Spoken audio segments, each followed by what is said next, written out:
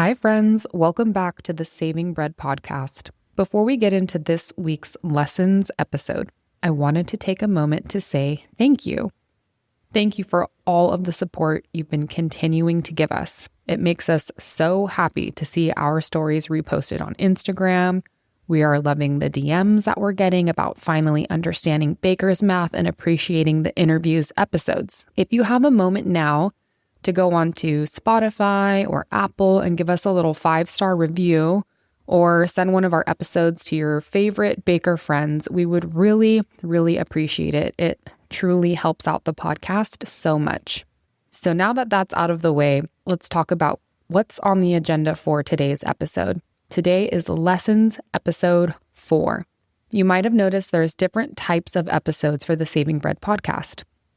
We have interviews, lessons, and rabbit hole episodes. The interviews are with people in our community that we think are doing really interesting things that we chit-chat with. Lessons episodes are focused on delivering educational material about baking. They are sequential. Lessons episode 1 begins as if you've never heard of sourdough and you've never had a sourdough starter, and you learn how to take care of a sourdough starter. Lessons episode 2 evolves into sourdough starter variables. Lessons 3 was on baker's math and building out a country dough formula. And today we will be talking about that formula from start to finish and how to make a country dough. So if you haven't listened to the previous lessons episode, that's fine. If today's episode feels a little bit confusing because you're unsure of what a starter is or how to build a levain, please go back and listen to the previous lessons episodes and then come back and listen to this episode. I'm Allie White, and this is Saving Bread.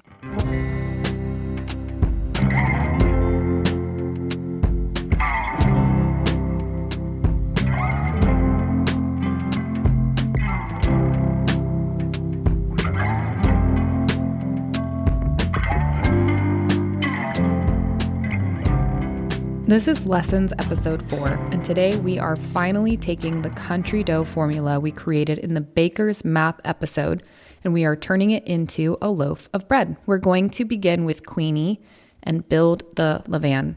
Then we will move through the autolyse, mixing, gluten development, bulk fermentation, folds, pre-shaping, final shaping, the basket proof, cold retard, scoring, and baking. If you don't know any of those terms right now, do not panic. I will be defining them shortly. By the end of this episode, I would like you to understand not only the order of the process, but what we are trying to accomplish during each stage. The formula tells us what to combine, but the process teaches us how to respond to the dough's behavior. This episode is detailed enough that you can return to it while baking, but I recommend just listening through the entire episode first before you try to make anything in real time. This isn't really a bake-along. It's more of a preparation for what will happen when you're making a loaf of country dough. Bread rarely moves at the exact same speed as a podcast or even week to week. There are a lot of variables that come into play. Your dough may need more time than mine. It may need less time than mine. You may need to pause and think about what's coming. The goal is not to force your bread to follow my clock. The goal is to understand what you are looking for so that you can recognize when your dough is ready to move forward. Let's begin by reviewing the country dough formula that we created together in the Baker's Math episode. Our total flour weight is 500 grams. 20% of that flour is whole wheat and 80% is bread flour. When I say bread flour, I mean a white, sifted, strong bread flour. Our total hydration is 75%. Our salt is 2%, and we are using 10% pre-fermented flour. The total formula contains 400 grams of bread flour, 100 grams of whole wheat flour, 375 grams of water, and 10 grams of salt. But some of that flour and water are already inside queenie. 100 grams of ripe queenie contains 50 grams of flour and 50 grams of water. Because queenie is fed with equal parts bread flour and whole wheat, that flour is split into 25 grams of bread flour and 25 grams of whole wheat. Once we subtract the flour and water already inside Queenie, this is what we actually weigh upon mixing day. For bread flour, we have 375 grams. For whole wheat flour, we have 75 grams. For water, we have 325 grams. Salt is 10 grams, and our ripe levain, which we're calling Queenie, is 100 grams. This gives us approximately 885 grams of dough, which is a comfortable size for one medium country loaf. Side note, this formula is posted on our social media on Instagram at the Saving Bread podcast. Back to the formula. The flour and water inside Queenie still count. They are not bonus ingredients. That was the whole point of our baker's math lesson, learning to see all of the flour and all of the water in the formula, even when some of it arrives already fermented inside of the levain. Before we begin, I want to define all of the terms that we will use throughout this episode. You do not need to memorize them all right now. We will return to each term when we reach that stage of the process. Think of this as a vocabulary roadmap, so the words themselves do not get in the way of understanding the bread. So here are the vocabulary terms before we even begin. The first term is levain. Your starter is the ongoing culture which you maintain. In my bakery, that culture is named Queenie. A levain is a portion of starter that we feed and prepare specifically for a batch of dough. We take a small amount of mature Queenie and we use it to build the exact quantity, hydration, and flour composition we need for today's loaf. Your mother starter continues existing separately. The levain is the branch we built for this particular bread. To simplify things, you can just make a large batch of levain so some of it can go into your dough and the rest can continue to be fed.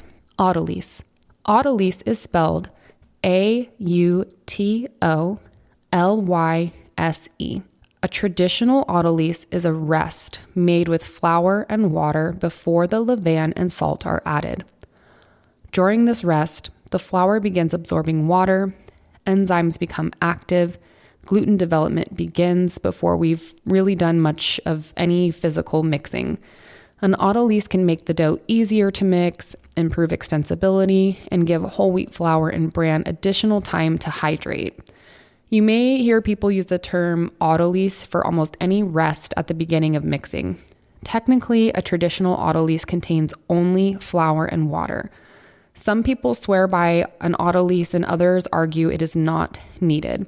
My position is I always feel it's best for the baker to decide what makes them comfortable and what works well for them. There are no wrong choices if the result is a great loaf of bread that you want to eat. For this introductory loaf, 325 grams of mixing water will go into the autolyse. We are not holding back any water and we are not using a bassinage. For the autolyse, all you need to do is simply mix together the flour and the water until there are no dry bits left and it's well incorporated. It is okay for the dough to be somewhat shaggy at the end of that mixing period. A typical autolyse can range anywhere from 15 minutes up to even 3 hours. It really depends on the baker and the type of dough that they are trying to make. Gluten and gluten development. Wheat flour contains proteins. When flour is hydrated, those proteins begin connecting and forming a network. That network is what we call gluten.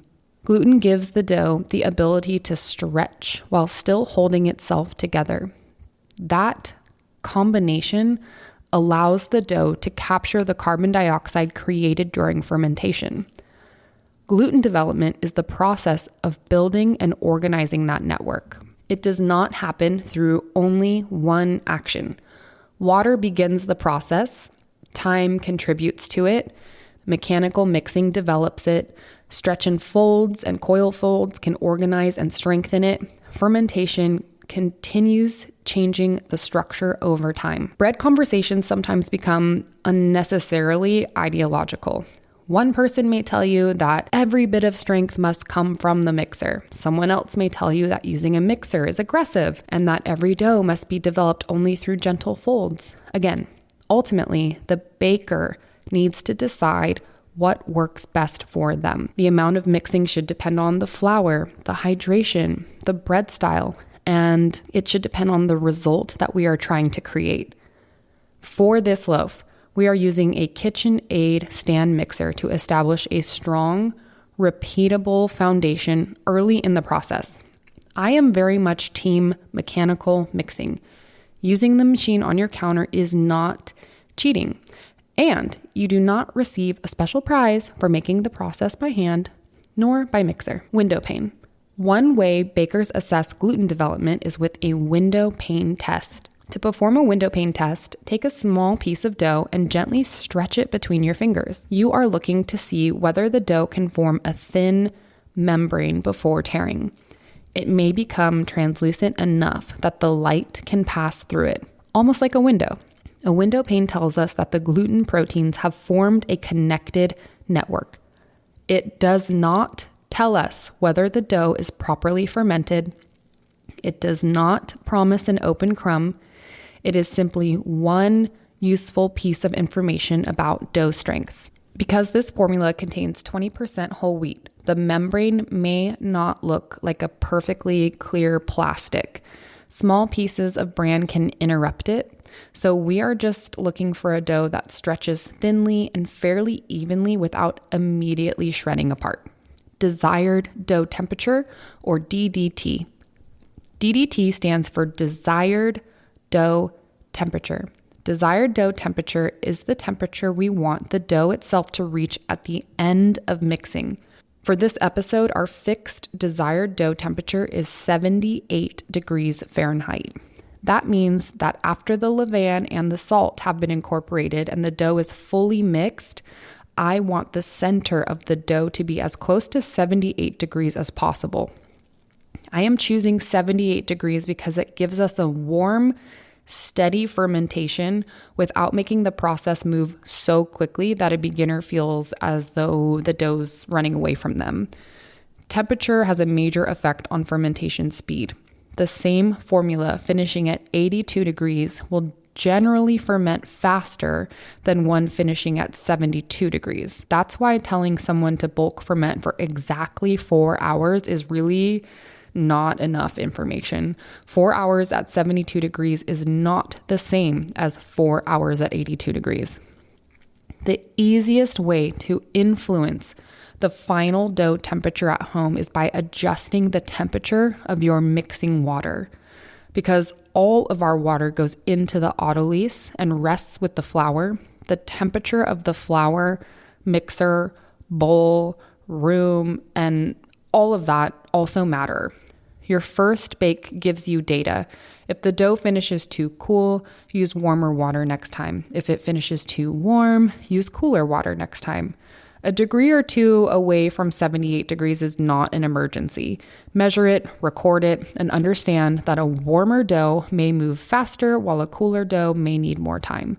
Typically, the dough will pick up between 10 and 15 degrees in the mixer, but that's just a very general range and can vary by mixer. Bulk fermentation. Bulk fermentation is the period after the levain has been incorporated into the dough and before the dough is pre-shaped. It is called bulk fermentation because the dough is fermenting as one larger mass. Even though we are only making one loaf and we will not divide it into multiple pieces, this stage is still called bulk fermentation. The bulk fermentation clock begins when the levain enters the dough. It does not begin only after the dough has been transferred into a container. During bulk fermentation, the microorganisms from the levain produce gas and acids. The dough gains volume, flavor develops, and the gluten network continues changing. Bulk fermentation is not simply like a waiting period between mixing and shaping. It is one of the most important stages of the entire process. Percent rise. One way we can follow bulk fermentation is by measuring percent rise. Percent rise describes how much the dough's volume has increased compared with its starting volume. A 50% rise does not mean the dough has doubled. It means that the dough is approximately 1 and a half times its original volume. So its original volume plus another half. A dough that has doubled has experienced a 100% rise. Percent rise is easier to observe in a straight-sided container. After mixing, place the dough in the container, gently level it, and mark its starting height. A bowl with sloped sides makes this much harder to judge accurately. Percent rise is more useful than following the clock alone, but it is not a universal answer. The appropriate rise depends on dough temperature, flour strength, hydration, mixing, how much fermentation will happen after bulk fermentation, how quickly the refrigerator cools the loaf. But for this dough, at 78 degrees with an overnight cold retard planned, I will begin watching closely at approximately 40-50% rise, and I will most likely end bulk fermentation somewhere around 50% rise, meaning the original size of the dough plus 1/2. Stretch and fold. A stretch and fold is one way to organize and strengthen the dough during bulk fermentation. With a damp hand, take one edge of the dough and gently stretch it upward and fold it back down across the center. If you think of the dough like a compass, you have north, south, east, west corners. A proper stretch and fold lifts up the north corner and stretches it up towards the sky first and then down to the south corner, where it is then let go. Then east to west and west to east, though the order is not important at all. Just rotate the container and make sure to get all the sides of the dough. The goal is not to pull the dough as far as physically possible. Just stretch it only as far as the dough will comfortably extend without tearing. Coil fold. A coil fold is another method of organizing and strengthening dough. Instead of pulling one edge over the top, you will slide two damp hands underneath the dough at the center of the dough until your fingers touch underneath. Then you will gently lift the dough up towards your chest and move your hands away from your body and back down into the container. As the middle rises, the ends of the dough naturally fold or coil underneath themselves. Rotate the container and repeat in the other direction. I would strongly recommend watching a video of a coiled fold online. A great resource for this would be Maurizio's site, The Perfect Loaf. Coil folds are generally much more gentle than traditional stretch and folds and can be useful later in bulk when the dough has already gained some gas and we want to preserve more of that aeration and the dough becomes more fragile as fermentation continues. So a gentler fold is appropriate in that situation. Neither folding method is automatically better. They are just different options. Pre-shape. Pre-shaping means organizing the dough into a loose version of its final form. For a round loaf, that may be a loose round. For an oval loaf, it may be a loose cylinder, or a round that will later become an oval. The pre-shape gathers the dough, creates some initial surface tension, and gives us an orderly starting point for final shaping. It is not meant to create maximum tension, and it is not the final shape. Bench rest. The bench rest is the period between shaping and final shaping. During the bench rest, the gluten relaxes. If we try to final shape the dough immediately while it's fighting against us, we may tear the surface or struggle to extend it. The dough should relax enough to become shapeable without spreading into a complete flat puddle. Final shape.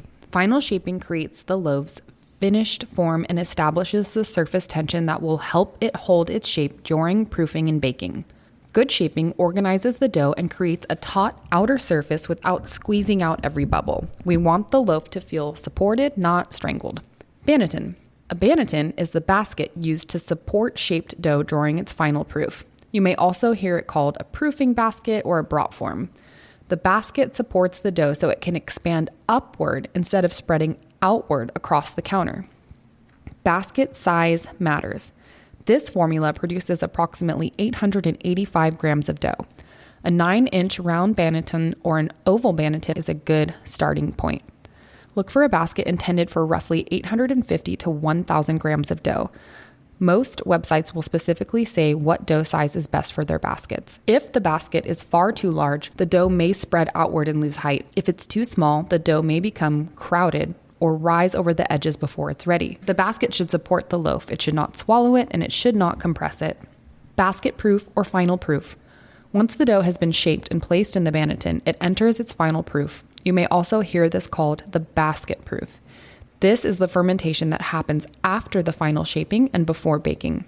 Part of the final proof may happen at room temperature, and part of it may happen in the refrigerator. Bulk fermentation and final proof are connected stages of one continuous fermentation. Cold retard. A cold retard is a period of refrigerated fermentation. The word retard simply means to slow down. Refrigeration slows fermentation, deepens flavor, firms the dough, and gives us more control over our baking schedule. But the refrigerator does not instantly stop fermentation. This is an important note. The center of a warm loaf can continue to ferment for several hours while it gradually cools. That is why the amount of fermentation completed during bulk, the room temperature basket proof, the dough temperature, and the refrigerator temperature all matter. Lame and scoring. A lame is the small tool that holds the razor blade used to score dough. The word is spelled Lame, and yes, it is pronounced lame. Scoring means deliberately cutting the surface of the dough immediately before baking. When the loaf enters the oven, the gases inside expand rapidly. The score line creates a planned opening where the expansion can occur. Without an effective score, the loaf may tear at a weaker point of its own choosing. Scoring is not only decoration, it helps control how the loaf expands in the oven. Now that we share the same basic language, let's make our bread. Part 1, building the levain. We will begin the night before we plan to mix the dough. Make sure Queenie has been well maintained consistently and is showing her normal signs of activity. We do not want to build today's levain from a starter that has been neglected in the fridge for 3 weeks and expect it to behave well. If your starter has been refrigerated or has not been rising predictably, give it 1 or more regular feedings before beginning this loaf. For our levain build, combine 10 grams of ripe Queenie, 25 grams of bread flour, 25 grams of whole wheat flour, and 50 grams of water. This is a 1-to-5-to-5 build and gives us 110 grams of levain. We need 100 grams for the dough, so that extra 10 grams gives us a little buffer for whatever sticks to the jar or the spoon or the spatula, or can be used to continue feeding your starter. Mix the levain thoroughly. There should be no dry pockets of flour. Scrape down the sides of the container and mark the starting level. Cover the jar so the surface cannot dry while leaving enough room for the levain to expand. Remember, it is going to double, if not triple, in size. Keep it somewhere comfortably warm. A temperature around 75 to 78 degrees works well for the schedule I'm describing. At that temperature, this 1-to-5-to-5 build may mature in roughly 8 to 12 hours, but the clock is only one clue. The levain is ready when it has expanded significantly, usually doubled if not tripled. The top may be domed, or it may have just begun to level out. You should see bubbles through the sides of the container, not just a few bubbles on the top. And when you scoop into it, the texture should look aerated and like a spider web. The aroma should be pleasantly fermented, lightly sweet, milky, fruity, yogurty, or gently acidic. It should not smell harshly alcoholic or look completely collapsed and exhausted. Use the levain when it is ripe, active, and holding gas. Part 2, preparing the autolyse. When the levain is approaching maturity, prepare your autolyse.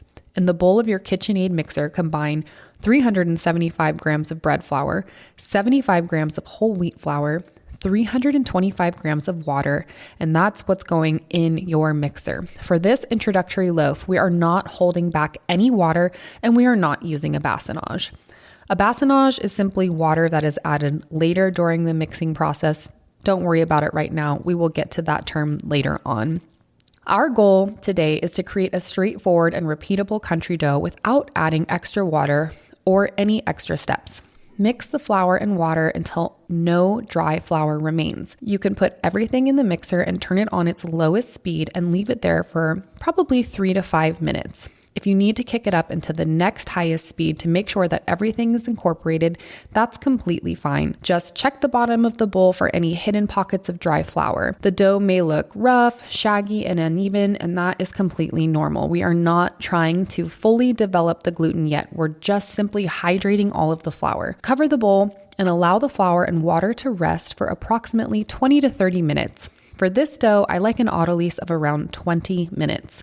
That gives the whole wheat flour and bran time to absorb water and allows gluten development to begin before the levain and salt are added. While the flour rests in the autolyse, assess your levain.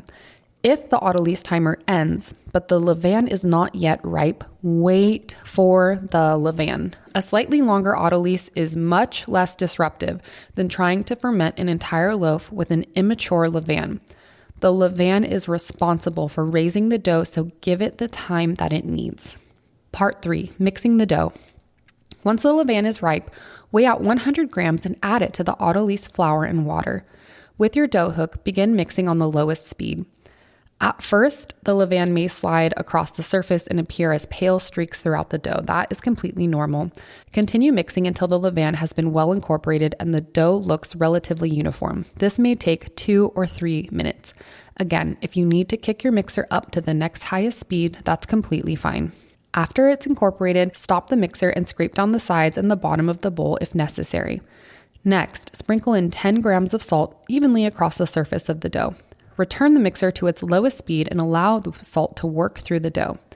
The dough may briefly tighten as the salt is incorporated. Continue mixing until you can no longer see or feel obvious grains of salt. Once the levain and the salt are fully incorporated, move to a moderate dough mixing speed. On many KitchenAid mixers, that might be speed 2 or 3, but just follow the guidance for your particular machine.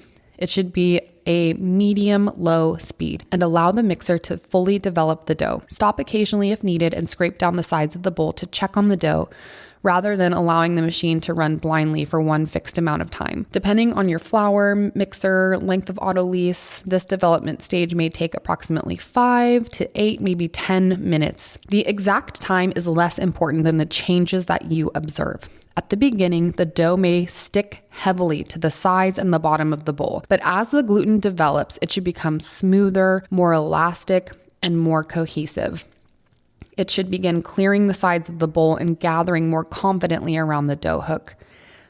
A side note, a way that I like to tell when my dough is done mixing is it goes from being dull to just slightly shiny, almost like Play-Doh, or if your kids play with slime, it almost has that shiny look to it, and you will see the dough change in front of your eyes in the mixer.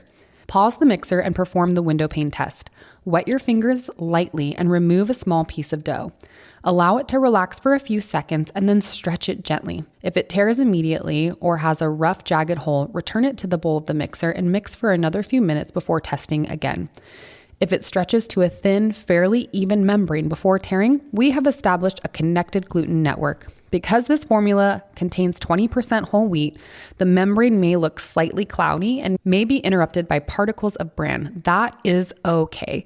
We are looking for continuity, strength, and the ability to stretch without immediately shredding. Mechanical mixing generates friction, and friction creates heat. Once the dough has reached good development, stop the mixer and immediately take the dough temperature. Insert the thermometer into the center of the dough rather than only touching the surface. Our desired dough temperature is 78 degrees Fahrenheit. If the dough is 78 degrees, excellent. If it's 77 or 79, that's also extremely workable. If it is a lot warmer, expect bulk fermentation to move quickly. If it's cooler, expect it to move more slowly. But write down the actual temperature, and keeping notes is the best way to make adjustments on your next time around. Again, as a side note, I typically use water between 60 and 65 degrees Fahrenheit, knowing that I'm going to pick up approximately 10 to 15 degrees in my mixer if I'm going to full gluten development. So choose your water temperature accordingly. Another quick note about hand mixing. You can make this formula successfully without a mixer. If you're mixing by hand, combine the levain and the salt thoroughly with the autolyse dough, and then use a method such as slap and folds or roux-boude or repeated folds during early bulk fermentation to build adequate strength. A hand-mixed dough may require more folds than the mechanically mixed dough I'm describing, but I do not want you to assume that hand mixing is automatically gentler, better, or more authentic. The goal is just to develop the dough appropriately for the bread we are trying to make. If you are hand mixing your dough, you can just choose the exact water temperature that you want to start bulk fermentation. But today, our KitchenAid has done much of that work for us. Part 4, beginning bulk fermentation. Transfer the dough to a clean, straight-sided container. The container does not need to be greased. You may lightly wet the container with water to help the dough from sticking though. Gently level the dough so you can identify its starting height. Mark that level with a piece of tape or a rubber band or a dry erase marker. Record the time and the dough temperature. Remember that the bulk fermentation technically began when the levain had entered the dough during mixing, not just when the dough entered this container. Keep the dough close to 78 degrees. A proofing box is helpful, but it is not required. You can use a turned off oven with the light on or a microwave with a mug of warm water inside. Just be careful not to turn the microwave on, or another warm area of your kitchen. Just avoid leaving it on any cool surfaces like stainless steel or marble countertops. But check the actual temperature rather than assuming that your chosen spot is correct. Some oven lights may actually make the space warmer than you expected. We are aiming for 78 degrees, not like 90 degrees. So at this point, the dough should feel smooth, cohesive, fairly strong from the mechanical mixing. It may relax and spread somewhat in the container, but that is normal. Gluten is elastic, but it's also extensible. We do not need the dough to remain in a tight ball throughout bulk fermentation. The relaxation part is normal. Part 5. Folds during bulk. After approximately 30 minutes, evaluate the dough. Wet your hands, reach under one side of the dough, stretch it gently upward and fold it across the center. Rotate the container and repeat from all remaining sides. So do one complete set of stretch and folds. You may notice that the dough feels stronger on the final side than it did on the first. That is the fold organizing and strengthening the gluten network. Do not force the dough once it begins resisting. We want to strengthen it without tearing it. I do like to turn the dough upside down so that those 4 little corners are tucked underneath the dough. But if that feels stressful, don't worry about it. Just leave the container as is. Cover the container and return it to the warm environment. At approximately 60 minutes, so not 60 minutes later, but 30 minutes later, approximately 60 minutes into bulk fermentation, evaluate the dough again. This time, perform a coil fold. Slide damp hands underneath the center of the dough and lift it gently. Allow the front and back portions to fold beneath the center. Rotate the container 90 degrees and repeat. The dough should settle into the container as a more organized mass. Because we established substantial gluten development in the mixer, this dough may not need another fold. Look at what that fold accomplished. If the dough is holding a rounded shape, feels elastic, has good structure, just leave it alone. More handling is not automatically better. Every time we disturb the dough, we redistribute some of its gas. Early in bulk fermentation, that's generally fine, but later in bulk, unnecessary handling can work against the aeration we are trying to preserve. And as the dough continues to mature, the gluten network becomes more fragile, so we don't want to disrupt it. If your dough still feels very, very loose after the second fold, you can add one more gentle coil fold approximately 30 minutes later, but after that, just allow the dough to ferment undisturbed. Part 6, how to know when bulk fermentation is finished. Oh boy. Okay, now we have arrived at one of the most important parts of this episode and maybe in the bread world. How do we know when bulk fermentation is finished? This is difficult, if not impossible, to teach because there's just really no single signal that works perfectly by itself. The clock cannot tell us by itself. Percent rise cannot tell us by itself. A few bubbles here and there cannot tell us by themselves. The jiggle cannot tell us by itself. We are looking for a lot of signals that begin telling the same story. Bulk fermentation is finished when the dough has developed enough gas to feel alive and aerated, but still has enough strength to be shaped. Let me say that again. The dough has developed enough gas to feel alive and aerated, but still has enough strength to be shaped. That is the balance. We do not want to end bulk while the dough is still dense, tight, and inactive, just because the timer says that we should. But we also don't want to wait until the dough has become so inflated, acidic, and fragile that it loses its structure as soon as we touch it. That is not good either. So for this dough, at a consistent temperature of 78 degrees. Begin watching closely once the dough reaches approximately 40% rise, meaning its original size plus another 40%. And most likely you will want to end bulk somewhere around 50% rise, meaning its original size plus 1/2. It may take somewhere around 3 to 4 hours from the time the levain was incorporated, but treat that as an observation rather than a command. Your flour may ferment differently. Your levain may be more or less active. Your actual dough temperature may drift. Your mixer may have developed more or less strength. So don't be so tied to these exact times. Begin checking when you think the dough will be ready. Do not wait for the timer to announce that something important has happened. At 50% rise, the change should be really obvious without requiring your imagination. Look at the shape of the dough. Look at the surface. Look where the dough meets the sides of the container. The edges may begin curving rather than laying completely flat. The dough should look as though it's holding itself together, and look for aeration. You should see bubbles all along the sides of the container. We are looking for evidence that gas has been produced and retained. Now gently move or shake the container. That dough should jiggle, but it should jiggle as like one connected body. I sometimes describe it as a soft, inflated cushion. It moves, but it doesn't slosh. It's not dense. It's not rigid. It's become softer, but it's not liquid or disconnected. There's still life inside of it, but there's also a structure that's holding it together. Wet your hand and gently touch the surface. It should feel lighter and more buoyant than it did after mixing. The dough may feel slightly tacky, but it shouldn't feel like a paste. If you gently lift an edge, it should stretch. You should feel gas moving beneath the surface, but the dough should still pull itself back together. It should not immediately tear or dissolve in your fingers. Another useful clue is how the dough behaves after its final fold. Early in bulk,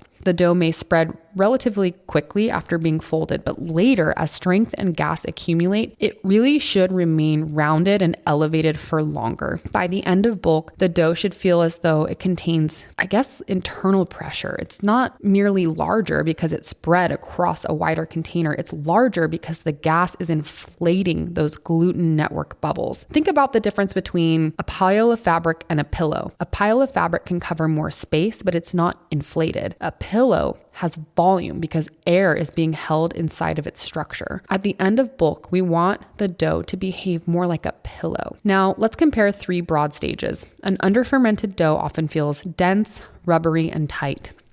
It may look smoother than it did after mixing, but it still feels heavy. The increase in volume may be minimal. You may see very few bubbles along the sides. When the container is moved, the dough may barely jiggle. If you lift an edge, it may resist strongly and snap back. When it's turned out onto the counter, it often lands like a compact lump. There may be strength, but there's really not a lot of gas. A dough that has completed bulk fermentation appropriately feels lighter, smoother, and aerated. The volume has increased visibly. The edges look rounded. Bubbles are visible beneath the surface or along the container. The dough jiggles as one cohesive mass. It stretches without immediately tearing, and when it's turned out, it holds together while still feeling soft and alive. There is enough gas to create lightness, but enough strength to manage the next stages.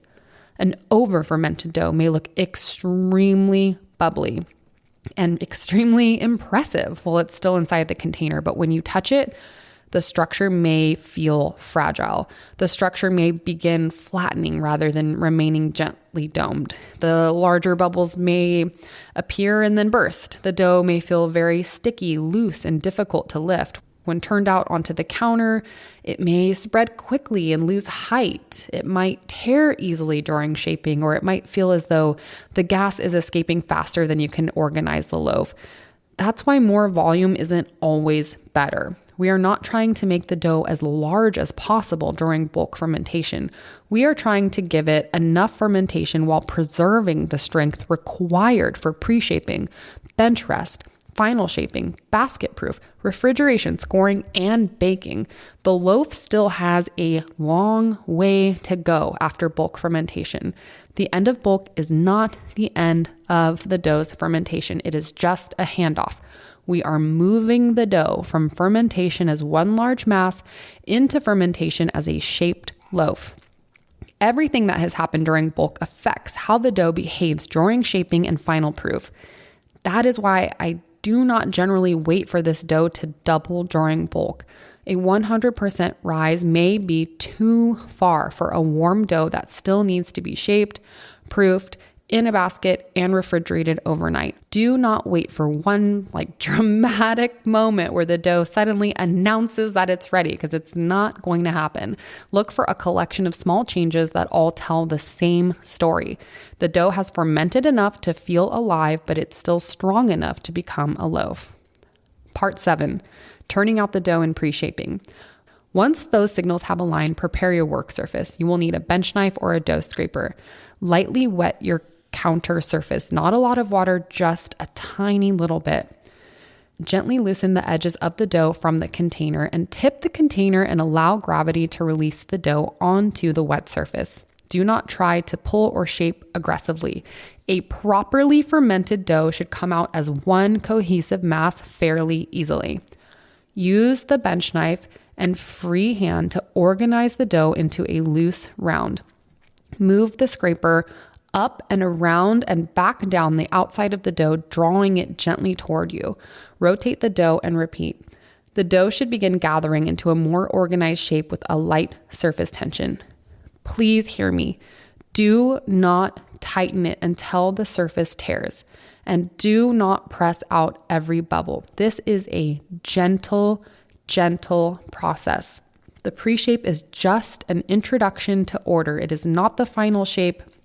It is not something that needs to be super tall and taut. It should be done in about 2 to 3 movements, and the dough should just come together. And if the gluten development and fermentation are correct at this point, it will hold itself up. Part 8, bench rest. Allow the pre-shaped dough to rest uncovered on the counter. For this loaf, the bench rest will probably be somewhere around 30 minutes. Leaving it uncovered for this relatively short period allows the surface to dry very slightly, which can make the final shaping a lot easier. We're not trying to create a hard skin, we're just simply allowing the gluten to relax. Watch the dough during its rest. Immediately after pre-shaping, it may sit a little bit taller and tighter, but as it relaxes, it should spread slightly. The right amount of spreading is normal. The dough is becoming extensible enough to shape. If you touch the surface gently and the dough springs back forcefully or resists extension, give it a little bit longer. If it spreads rapidly into a flat puddle, do not keep waiting because simply the timer says 30 minutes. Move into final shaping. You need to pay attention to how the dough is behaving. The clock is really irrelevant. It's just kind of something to watch so that you have notes for next time. The clock is describing the rest, but the dough is deciding when the rest is complete. So please listen to the dough, not the clock. Part 9, preparing the banneton. While the dough rests, prepare the banneton. For this approximately 885 gram loaf, use a 9-inch round or an oval basket around 10 inches long. Take your banneton and flour it thoroughly before placing your dough inside of it. Rice flour is especially useful because it absorbs moisture differently than wheat flour and is less likely to become gluey, although I've always used whole wheat flour and I've never had a problem. Dust the basket evenly, paying attention to the sides and any ridges. If you're using a cloth liner, make sure you dust the liner. We want enough flour to prevent sticking, but we do not need a thick layer that remains caked onto the finished loaf. Place the prepared banneton nearby before beginning the final shape. We do not want to finish shaping and then leave the loaf sitting on the counter while you search for the basket. Just get it ready now. Part 10, final shaping. The goal of final shaping is to organize the dough and create a taut outer surface. Whether you make a round bowl or an oval petard, the principles are the same. We want tension without tearing. We want organization without removing all of the gas, and we want a shape that fits the banneton. Lightly flour the top of the pre-shaped dough and use a bench knife to turn it over so the flour side is now down against the counter. The side that was touching the counter during the bench rest is now facing upward. Gently extend the dough without pressing it completely flat, almost like spreading out a pizza, but again, be very, very gentle. For a simple oval loaf, fold the lower portion up towards the center. Fold the left side inward, fold the right side inward over that, and bring the upper portion down and begin rolling the dough towards yourself, creating tension as you close the shape. If you're shaping a round loaf, gather the edges towards the center, turn it seam side down, and use the bench and your hands to create even tension around the outside. This is a podcast. There are no videos yet. I cannot recommend Maurizio's page, The Perfect Loaf, enough. I know that he has videos on both shaping boules and petards. I would strongly recommend watching a video of his or on YouTube on how to do this properly before you actually go to make your first loaf of bread so that you understand what it looks like. For either shape, if the outer skin begins tearing, you've created too much tension or allowed the surface to become too dry. If the loaf feels very loose, use the counter and the bench knife to gently tighten it again. Do not continue to manipulate it endlessly though. Every additional movement has a cost. Once that loaf has a clean shape and good surface tension, stop. Place the loaf into the banneton seam side up. The smooth outer surface should be against the basket and the seam should face up towards you. If the seam is not fully closed, you can pinch it gently, but a few light pinches are more than enough. Part 11, the basket rise before the refrigerator. Now we need to decide how long the shaped loaf should remain at room temperature before it enters the refrigerator. This period is sometimes skipped in bread instructions, and you may see recipes say, shape the loaf and refrigerate overnight. But that period between shaping and refrigerator can make an important difference. After shaping, the dough has been handled, stretched, and tightened. It may initially sit in the basket looking compact and tense. Before refrigeration, I personally like to see some re-expansion. I want the dough to settle into its shape and begin slowly showing renewed fermentation activity. For this loaf, assuming the dough is still close to 78 degrees, although by this time it has probably dropped down closer to 75 or 74 degrees, and we ended the bulk around 50% rise, the room temperature basket proof will likely be approximately 30 to 45 minutes. But if your dough is extremely proofy towards the end of bulk fermentation, that might be closer to 30 minutes, 20 minutes, or maybe you skip it altogether. If your dough was looking a little bit under-fermented, it can be 30, 45 minutes, or even up to an hour. For our reference dough, I am looking for a modest increase in volume inside of the basket, approximately 10, maybe 20%. A dough that looks slightly fuller and less compressed, gentle contact with the sides of the basket, a subtle jiggle when you shake the basket. And if you want to do one more check, you can try an indentation with a floured finger that gradually springs back rather than springs back instantly. Once I see those changes, the loaf is ready for the refrigerator. Part 12, covering the loaf in the refrigerator. For this method, I do recommend covering the loaf in the refrigerator. Home refrigerators are dry environments. They circulate cold air, and that airflow can pull moisture from the surface of the dough. Leaving a loaf uncovered for an entire overnight retard can create a thick, leathery skin. However, if your dough is on the warmer side or you really pushed the fermentation quite far, covering the loaf immediately in the refrigerator can risk overproofing. What I typically do is put my dough in the refrigerator, leave it there for a few hours uncovered. Once I feel the dough has come down to refrigerator temperature, you can check by sticking a thermometer inside of the dough. Then I will go in and cover it and leave it covered the rest of the night. This is kind of the best of both worlds. The dough will cool down more quickly uncovered initially, but then you can cover it for the remainder of its overnight cold retard so that you don't risk getting a tough, leathery outer skin. Cold dough that has been properly covered should still score cleanly. If the surface feels unusually damp or tacky the next morning, uncover that loaf for the final 10 or 15 minutes of the oven preheat while keeping it in the refrigerator. You do not need to leave it exposed all night. Part 13, the cold retard. Place the covered or uncovered banneton in the refrigerator. Ideally, the refrigerator should be somewhere around 37 to 39 degrees Fahrenheit. Many home refrigerators are warmer than their display indicates, especially on upper shelves and near the door. A small refrigerator thermometer can be very helpful, but try not to worry about it too much. For this loaf, plan a cold retard of approximately 12 to 16 hours. The dough will continue to ferment as it cools. It does not immediately become dormant when the refrigerator door closes. The outer portion cools first, and the center remains warmer for longer. During those first few hours, fermentation may continue more actively than you realize. This is why a loaf that looked perfectly proofed before refrigeration can become overproofed by the morning if the bulk and the basket rise were pushed quite far. During the cold retard, the dough will firm. The flour will continue hydrating, flavors will develop, and the cold surface will become easier to score. The next day, we will bake directly from the refrigerator, so there is no need to bring it back to room temperature before the oven.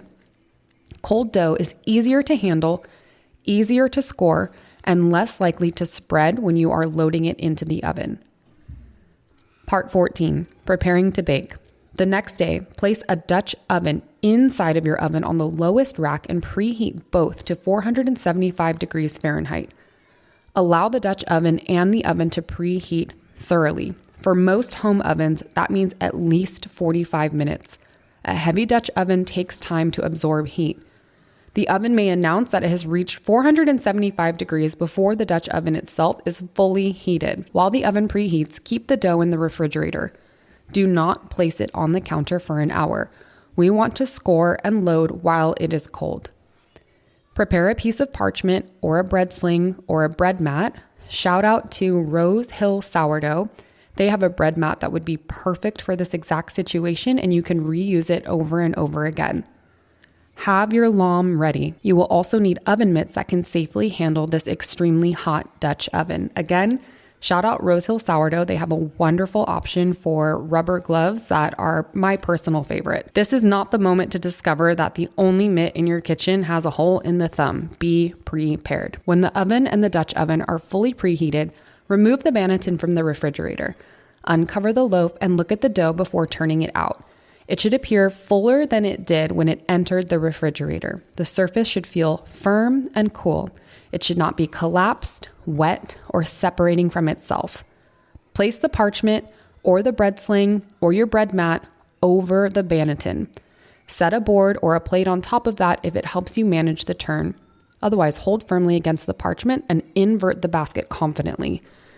Set it down on top of the table and gently lift the banneton away. If the basket was floured properly, the dough should release cleanly. Brush away any heavy patches of loose flour. Do not spend several minutes decorating and adjusting the loaf while it warms and spreads. Just move efficiently. Part 15, scoring. For a simple expansion score, hold the lamb at approximately a 45-degree angle to the surface. Make one confident cut approximately 1/4 to 1/2 inch deep from tip to tip of the loaf. For an oval, the score can run lengthwise slightly off center. The angled blade creates a flap of dough that can lift during baking. For a round loaf, you may use a curved expansion score again, or a simple cross or a box score. The exact pattern matters much less than making a clean opening that allows controlled expansion. Do not repeatedly scratch the same line with the blade. A hesitant series of shallow cuts creates ragged edges and may not open efficiently, so just commit to the movement. Scoring takes practice. If the first loaf does not produce a dramatic ear, that does not mean that your bread has failed. An ear depends on fermentation, dough strength, shaping, scoring angle, steam, oven heat. The blade is just one part of that system. Part 16, baking. Carefully remove the hot Dutch oven. Take off the lid. Lower the scored loaf into the Dutch oven using the parchment or bread sling or bread mat. Work carefully because the pot is extremely hot. Replace the lid and return the Dutch oven inside of the oven. Close the oven door and bake the loaf covered at 475 degrees for approximately 15 to 20 minutes. The closed Dutch oven traps moisture released by the dough. That moisture creates steam around the loaf, and steam keeps the surface flexible during the first part of the bake, allowing the loaf to expand before the crust becomes rigid. After 20 minutes, remove the lid. Lower the oven temperature to 450 degrees. Continue baking uncovered for approximately 20 to 25 minutes. The exact time will depend on your oven and how dark you prefer the crust. The loaf should become deeply browned. The score should open. The crust should feel firm. Do not remove the loaf when it is merely pale gold because the timer has ended. Color creates flavor. A deeply baked crust contributes sweetness, bitterness, aroma, and texture. If one side of the loaf is coloring more quickly, rotate the Dutch oven during the uncovered portion of the bake. A little side note, if the bottom of the loaf is getting too dark, you can take a stainless steel cooling rack, remove the bread from the Dutch oven and place it on top of that stainless steel rack, and then gently put that rack on top of the open Dutch oven. If you have enough room in your oven to do this, it really helps the bottom from getting too dark. It's a little bit tricky, but it does work well. The finished loaf will often have an internal temperature somewhere around 208 to 212 degrees Fahrenheit. Internal temperature is useful, but appearance matters too. A loaf can reach technically a finished internal temperature before the crust has developed the color and the flavor that we want. When the loaf is deeply browned and fully baked, remove it from the Dutch oven and place it on a cooling rack. Part 17, cooling and evaluating the loaf. Now comes one of the most difficult instructions of the entire episode. Let the bread cool. The loaf is still changing when it comes out of the oven. Moisture is redistributing through the crumb. The interior structure is setting. If you cut the loaf immediately, the crumb, it may become gummy or compressed. For an 885 gram loaf, allow at least 2 hours of cooling before slicing. I know. Freshly baked bread smells incredible and butter exists, but you gotta wait. I know waiting feels unreasonable, but allowing the loaf to cool gives you a more accurate picture of the fermentation, structure, and bake. Once the loaf is completely cool, room temperature cool, slice through the center and look at the crumb. Do not evaluate the bread only by the size of its holes. Look at the entire loaf. Is the crumb evenly aerated? Does it feel light? Are there dense gummy areas near the bottom? Is there a large tunnel surrounded by a tight crumb? Does the crust have good color and thickness? Does the bread taste balanced? How does it feel in your mouth? An open crumb is not the sole measurement of successful bread. The goal is a loaf that is properly fermented, fully baked, flavorful, and enjoyable to eat. Now, I know that was a very, very long episode. A couple of things. You'll have to forgive me. I'm using a new recording software today, and it was a struggle getting this episode out. The audio might sound a little different. The pace might be a little bit faster. I'm still learning how to use all of this new equipment. I am a baker. I am not a tech girly, but we are figuring it out. Second, initially, I intended this episode to be 2 parts, but once I started it, I felt very strongly that it all needed to be together as one. The intention for this episode is for you to listen to it a few times over and over until you get the rhythm and the pattern of baking in your mind and you feel ready to go ahead and start your bake. I made the same exact country dough probably 20 to 25 times before I truly realized what was happening at each step of the process. When you first start, it feels really frustrating because you don't know when it's time to go to the next step. And everyone asks, how do I know when it's time to do this? How do I know when it's time to do that? What is it supposed to look like? But the honest answer is that you just need to put in the reps. I promise you, if you keep making this formula over and over, you will begin to understand the nuances of baking bread. Our next lessons episode is going to be troubleshooting. What happens if it comes out underproofed? What happens if it comes out overproofed? What happens if I forgot to score? What happens if it burns too quickly in the oven? We'll go through all of that, but for now, I just would love for you to listen to this episode a couple of times and then actually attempt making this loaf of bread so that you have reference points for our next troubleshooting episode. So again, thank you for hanging in there, listening to the whole thing start to finish. You can pause this episode, you can rewind, you can take notes, you can do all the things. And then again, when you're ready, go ahead and hop into your kitchen and give it a try. Shoot me a message, let me know how it went. Send me pictures. I'd love to see it all.